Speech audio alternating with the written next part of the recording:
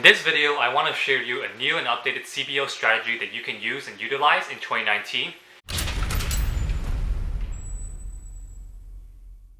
We are all doing well. Welcome back to my channel. If you're new here, be sure to subscribe for more content related to e-commerce. Now today, I want to talk about a new CBO strategy for Shopify dropshipping that you could use in 2019, and not a lot of people use this strategy, so you can definitely be ahead of the curve and be different among the masses and find new audiences to work with. Now today, as we suggested, we want to talk about CBO strategy and what they are and everything like that. So before we begin, as I said, make sure to subscribe if you're new here. Hello and welcome, and turn the bell icon on so you'll be the first one to get informed on new videos that I put out. And this is all free content, so why not? And people charge a lot of money for this specific type of content, especially as like the one I'm talking about. So make sure you do so to help me out, to help the channel out, and do me a huge favor. So anyway, let's get to it. So first of all, what is CBO and why CBO? Why should you care? Now, CBO means campaign budget optimization, and this is specifically for Facebook ads. Now, what it basically means is that you're setting the budget on the campaign level instead of the ad set level. So for those of you who don't know, or for those of you who are beginners, you basically set your budget in the ad set level. And for example, you're going to set an ad set with a particular interest or a few interests at $5, and then Facebook will run that ad at $5 a day, and it's going to be spending $5 a day to acquire a customer.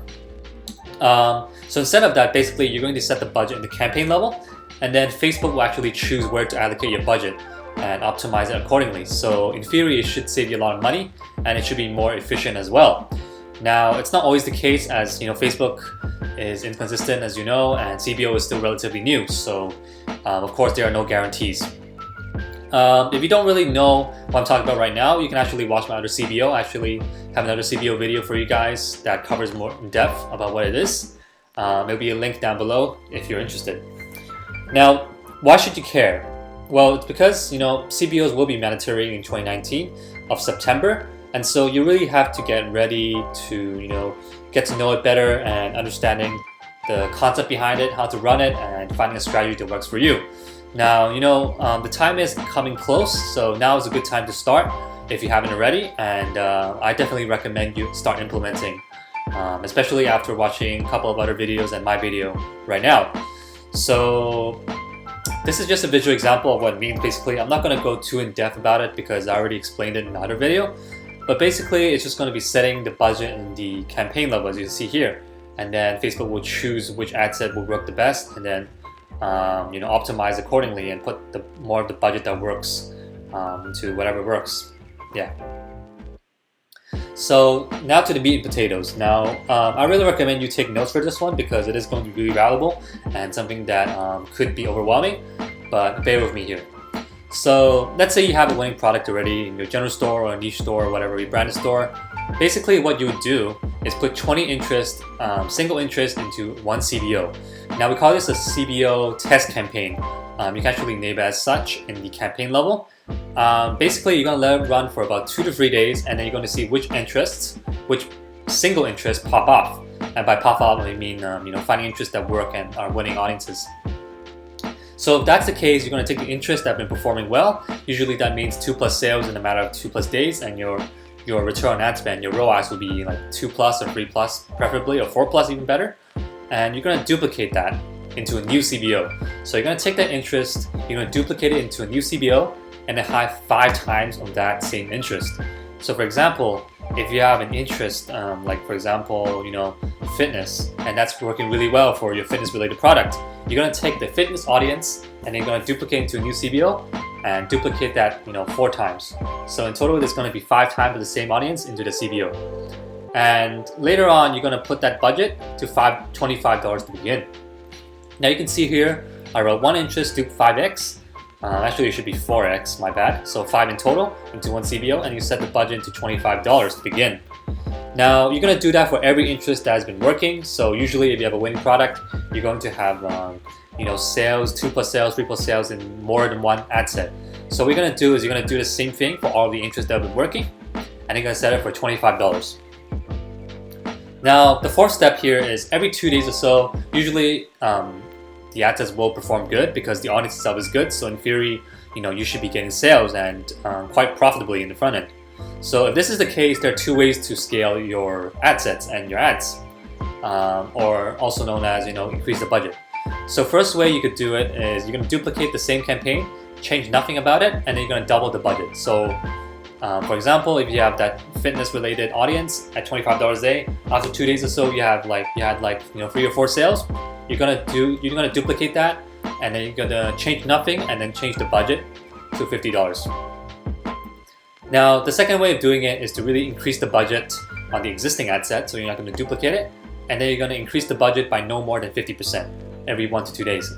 So every 2 days or so, let's say you have the $25 to begin, you're going to be increasing it to $50, and then maybe 1 to 2 days later, if you've been profitable and your ROAS has been like 2 to 3 in the past day or two, you're going to increase it to $50, $100, $200, so on. What I recommend is actually cap it at about 200 to 400, and sometimes you could be overspending into CBOs, and it might not be as consistent as you want it to be for Facebook. Because sometimes the inconsistencies do happen, and you want to kind of minimize the risks for your CBOs. So I'd recommend it either to cap it at $200 or $400, depending on your budget and your risk tolerance. Now, let's say in the case where you don't have a winning product, this is going to be the testing phase. What you can actually do is you're going to put 10 different interests into a CBO. So let's say you have a particular product you want to test. You're going to put 10 different interests, just like how you would test normally in the automatic bids. That's what people do normally. And you're going to set the budget at $50. Now, after 2 days or so, if you don't get at least 3 sales, usually what I'll do, I will just kill the campaign if I were you. But if you have 3+ sales, you might actually have a winning product after you spend about $50 to $100. So after that, what you would do is you're going to take the best interests and include them in your test campaign. You're going to make a test campaign in the one previous slide for a winning product. And then you're going to take that test campaign and you're going to test more interests. So you're going to set it at $100, include the winning interest that you've been testing, and then add a few more of your own that are preferably related to the interests that have been working before. If you don't know anymore, or if you run out of ideas for interest, you can actually check Audience Insights. It's actually another tool you can use to get a better detailed targeting down if you're kind of clueless or you run out of ideas. So, you might be thinking, what about lookalike audiences? We've been talking about single interests and cold audiences all along. Well, basically it's going to be the same. So the idea is going to be the same, the content is going to be the same. So for winning products, you can put 20 new lookalike audiences into a CBO and set the budget for $100. It's going to be the same thing. But the difference here is you're going to be using lookalike audiences compared as opposed to cold interests, like for example fitness and fitness related interests if you're doing fitness items.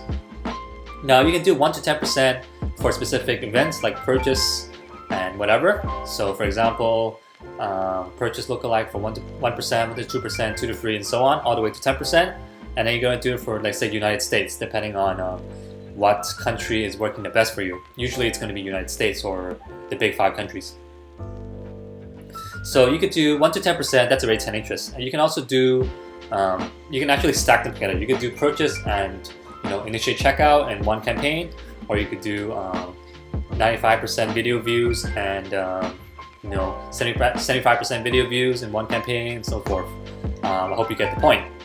Now, same case here, anything that's popping off, you would duplicate into a new campaign and duplicate that interest 5 times. So for example, let's say you find that purchase 3 to 4% is working really well. You would duplicate that particular lookalike audiences into a new campaign and duplicate it 4 more times. So in total, you're going to have 5 of the same interest, same lookalike audiences. And then you're going to basically set the budget to $50 as usual, $25 as usual, my bad. And then you're going to do that for all the lookalike audiences, and then you'll scale from there. Now, this has been working pretty well for me, although I haven't been using it to the fullest extent, but it has been working well. Unfortunately, I had to stop it because either I haven't decided yet, but I might be selling the store, or either I should work better on the product quality and the shipping first. But basically, anyway, this is besides the point. I wanted to let you know that this is one of the strategies that you could use, and if you do, just let me know down in the comments what you think. And again, if you're new here, be sure to subscribe for more content. And I really want to know what you think about this this strategy, and also let me know down in the comments what you want to see next. Subscribe for more content, like the video if you enjoyed it, and I'll see you next time in the next video. Take care.